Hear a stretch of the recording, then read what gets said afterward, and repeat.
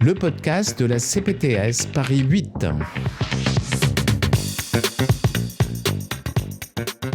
Je retrouve encore aujourd'hui Camille Verne et on va encore parler e-santé et plus particulièrement INS. C'est quoi exactement INS? Alors, l'INS, c'est l'identité nationale de santé.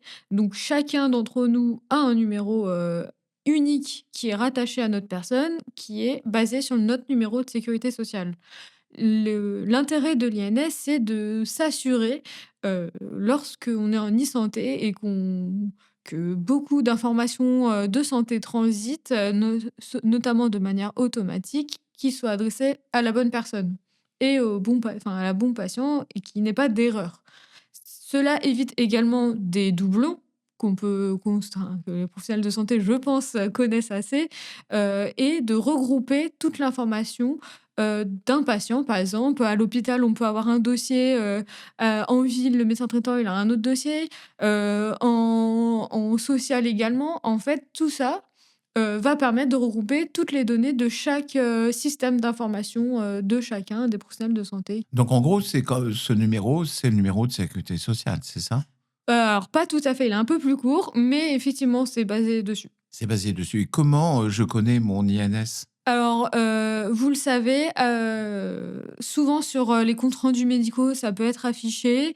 Sinon, dans votre, compte Amélie, je pense qu'il peut être, également, affiché.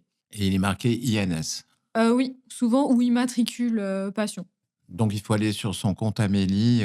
Le plus courant, c'est quand même, les comptes rendus. Mais les comptes rendus, comment ça se fait qu'ils se retrouvent sur les comptes rendus? Donc les médecins à l'hôpital, en fait, ont l'INS automatiquement quand il y a... Alors l'INS, comment ça fonctionne?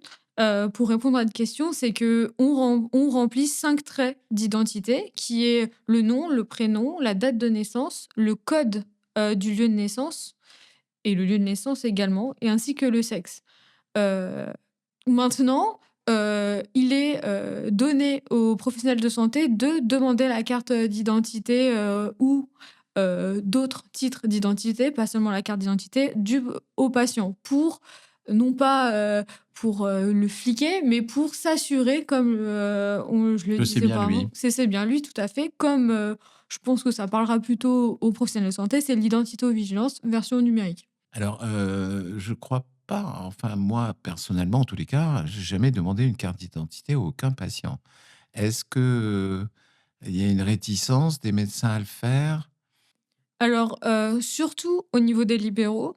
À l'hôpital, c'est plutôt un C'est les système. secrétaires en C'est fait? ça, c'est l'admission et cetera, donc c'est plus, pour constituer le dossier, disons que c'est plus dans les mœurs, alors qu'en ville, ils ont pas du tout l'habitude, de demander la carte. Ils ont justement l'impression de faire la police, alors que l'idée, et que c'est bien, qu'on fasse un podcast dessus, c'est que ce n'est pas pour, la police, mais c'est pour s'assurer que c'est le bon patient et de pas faire d'erreur. D'accord. Autre chose à dire sur, l'INS? Non, je Non. pense que vous savez tout. Merci beaucoup Camille. Merci.